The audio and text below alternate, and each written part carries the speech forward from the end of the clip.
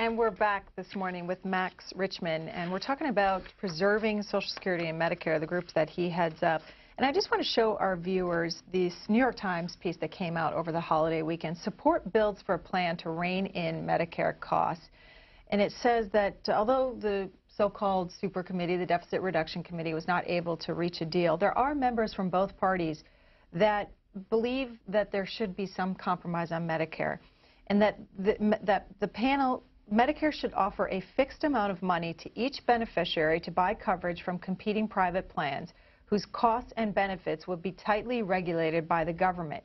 Some Democrats say that if carefully designed with enough protections for beneficiaries, it might work. The idea is known, as you probably know, as premium support, because Medicare would subsidize premiums charged by private insurers that care for beneficiaries under contract with the government. What do you think of this idea? Well, I think the people of the district in New York told us what Americans think about that. It's a bad idea. There was a special election, if you remember, in upstate New York, the Buffalo area, and the Democratic candidate, Kathy Hochul, won. And she won to, I think, a large extent because she opposed this idea. This is the Ryan plan, premium support. It's the Ryan plan that was pretty much panned a few months ago, and I don't understand why it's being resurrected. It's a bad idea. Giving seniors on Medicare a fixed amount of money and telling them to go out and buy insurance is going to mean they're going to pay more each year because the amount will not be adjusted to keep up with health care inflation. You know, Greta, we have Medicare because private insurance simply didn't work. Didn't cover seniors. They don't want to cover seniors. It's not a money-making proposition. So we don't need to go back in time to a situation where seniors cannot afford and cannot buy health insurance. That's the wrong approach. So if sequestration goes through, now that this Deficit Reduction Committee has not come up with a deal, as currently constructed, can you support those cuts? Well, I don't like all those cuts. What are they? Well, for seniors, I don't know about all the cuts in defense. That's not my issue. No, but Medicare. But for seniors, Medicare would be cut by 2%.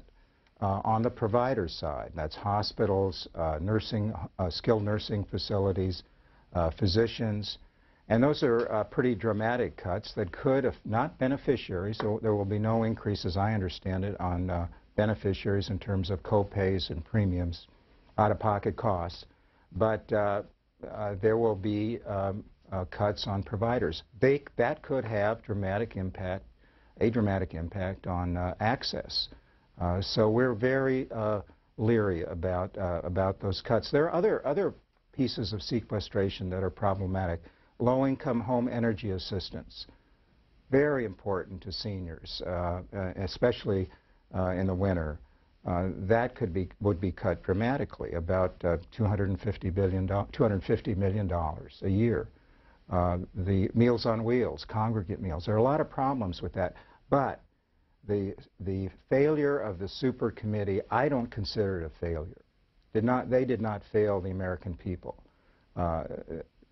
Failure would have been cutting programs for middle-class Americans and for seniors while protecting the wealthy, and that did not happen. So if they had come to some sort of deal, you would have considered that a failure because Medicare, Social Security, reforms to those programs would have been on the table. Absolutely. You know, one of the most frustrating things for us at the National Committee to Preserve Social Security and Medicare, watching this debate, was how many times officials in our government, including the President of the United States, including the Director of the Office of Management and Budget, said Social Security is not the problem. Social Security has not added a penny to our federal deficit and our debt.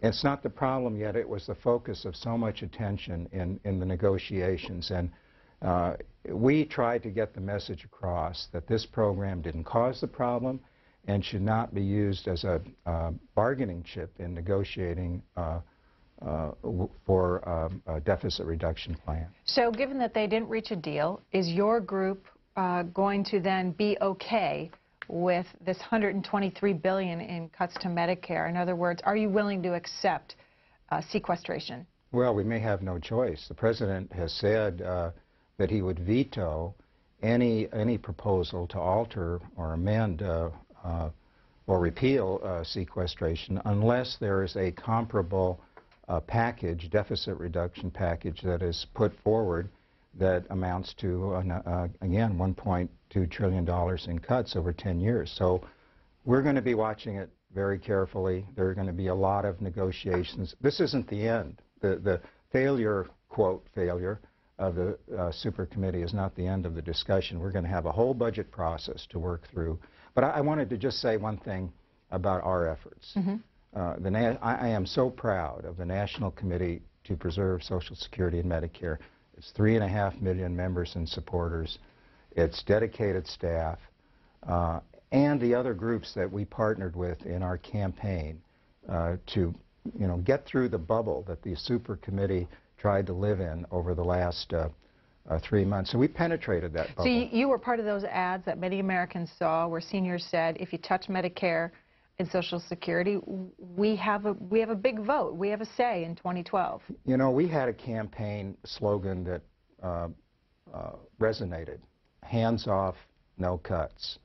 And we appeared in the media, paid media, earned media, broadcast, all the Sunday talk shows for weeks. And we had a field organization that was involved in at least 120 events around the country, many targeted towards districts and states that were represented by members of the super committee. We delivered, I think, 65,000 petitions to the Congress saying hands off, no cuts to Social Security, Medicare, and Medicaid. We generated almost 80,000 phone calls to members of Congress. I used to work on Capitol Hill, and one of the first things the members I worked for 3 different members, would say when he walked in was, "What are we hearing?"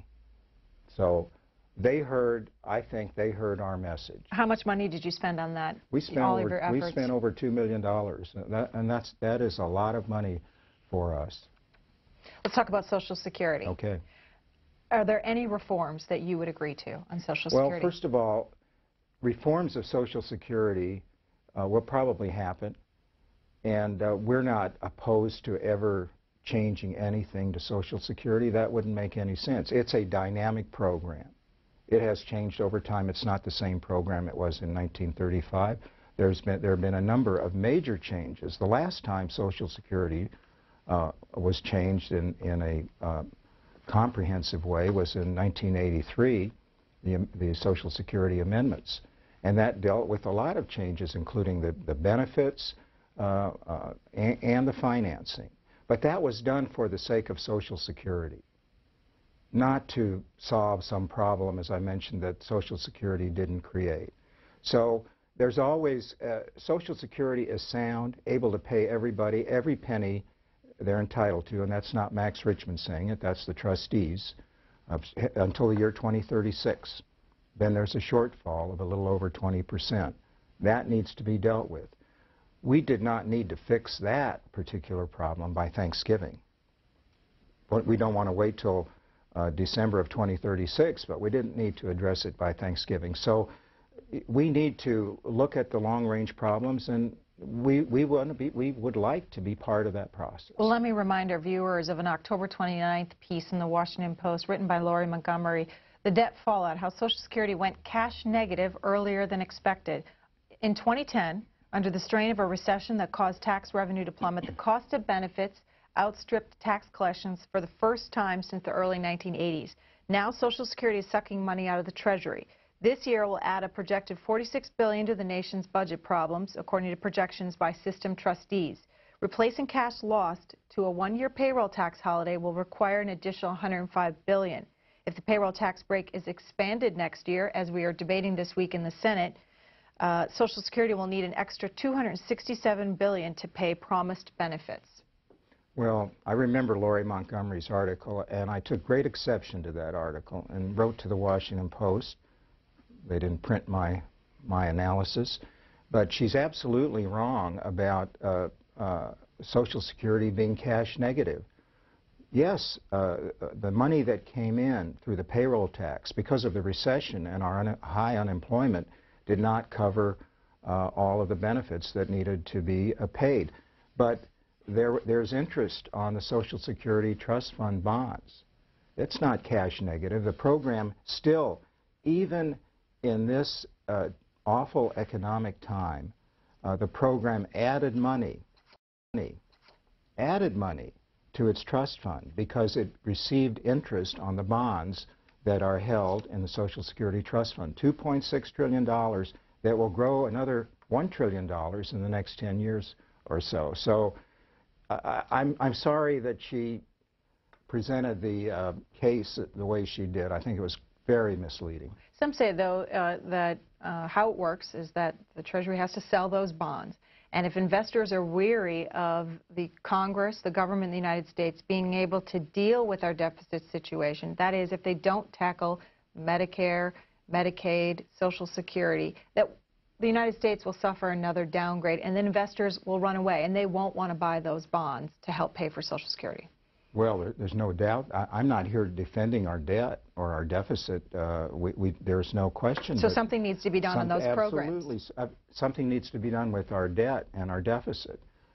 Social Security, again, is not the problem. Well, how do you do it, though, without tackling Medicare and Medicaid and Social Security? Well, first of all, you do it, and it's for the sake of the program. You don't do it in a crisis atmosphere. You don't do it with a deadline of Thanksgiving to change and reform these major social insurance programs. That's not the right way to do it in the first place. It was done in a very, I think, thoughtful way back in the early 80s. The Greenspan Commission, headed by former chairman of the Fed, Alan Greenspan, Bob Dole, Senator Moynihan, a lot of different people from various political persuasions got together in a thoughtful way, put together a plan that dealt with the financing and the benefits and put the program on sound footing. By the way, we're talking now about 2036 as the solvency date. Back then, it was 4 or 5 months. It was not 25 years. So they were under, that was really a crisis. I don't want to get to that point, but it does not need, we did not need to solve these enormous issues, complicated issues, by Thanksgiving.